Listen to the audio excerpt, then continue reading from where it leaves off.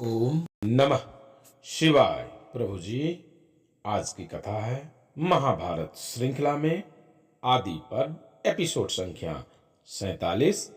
अभी तक आपने सुना व्यास जी के द्वारा द्रौपदी पांडवों के विवाह का निर्णय लेना। अब कथा आगे। आज की कथा होगी पांडवों का विवाह। आइए प्रभु जी इस आनंदमयी कथा का श्रवण करते हैं। अब भगवान वेद व्यास ने द्रुपद के साथ युधिष्ठिर के पास आकर कहा, आज ही विवाह के लिए शुभ दिन और शुभ मुहूर्त है। आज चंद्रमा पुष्य नक्षत्र पर है, इसलिए आज तुम द्रौपदी का पानी ग्रहण करो। आज ही विवाह कार्य संपन्न होगा। यह निर्णय होते ही द्रुपद और धृष्टद्युम्न आदि ने विवाह के लिए आवश्यक सामग्री जुटाने का प्रबंध किया। द्रौपदी को उत्तम वस्त्र और आभूषण पहनाए गए। समय होने पर द्रौपदी मंडप में लाई गई। राज परिवार के इष्ट मित्र, मंत्री, ब्राह्मण, परिजन, पुरजन बड़े आनंद से विवाह देखने के लिए आकर अपने अपने योग्य स्थान पर बैठने लगे। उस समय विवाह मंडप का सौंदर्य अवर्णनीय हो रहा था। पांचों पांडव भी वस्त्र अलंकार से सज धज कर महाराज द्रुपद के आंगन में आए। उनके आगे आगे तेजस्वी पुरोहित धौम में चल रहे थे। वेदी पर अग्नि प्रज्वलित की गई। युधिष्ठिर ने विधि पूर्वक द्रौपदी का पानी ग्रहण किया। हवन हुआ और अंत में भावड़े फिराकर विवाह कर्म समाप्त किया गया।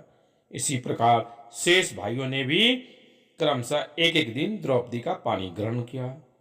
इस अवसर पर सबसे विलक्षण बात यह हुई कि देवर्षि नारद के कथनानुसार द्रौपदी पुनः प्रतिदिन कन्या भाव को प्राप्त हो जाया करती थी। विवाह के अनंतर राजा द्रुपद ने दहेज में बहुत से रत्न, धन और श्रेष्ठ सामग्रियां दी।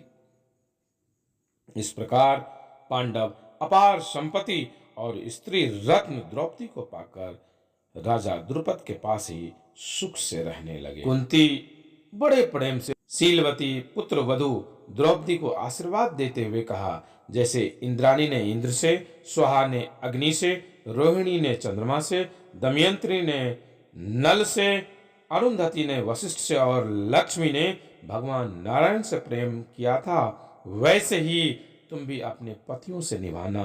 तुम आयुष्मती, वीर प्रसविनी, सौभाग्यवती और पतिव्रता होकर सुख भोगो। अतिथि, अभ्यागत, साधु, बूढ़े और बालकों की अवभगत तथा पालन पोषणों में ही तुम्हारा समय व्यतीत हो। तुम अपने सम्राट पतियों की पट रानी बनो। जगत के सारे सुख तुम्हें मिले और तुम 100 वर्ष तक इसका उपभोग करो। भगवान श्री कृष्ण ने पांडवों का विवाह हो जाने पर भेंट के रूप में वैदुर्य आदि मणियों से जड़े हुए स्वर्णांकार, कीमती कपड़े, देश विदेश के बहुमूल्य कंबल, दुशाले, सैकड़ों दासियां, बड़े बड़े घोड़े, हाथी, रथ, करोड़ों मोहरे और छकड़ों सोना भेजा।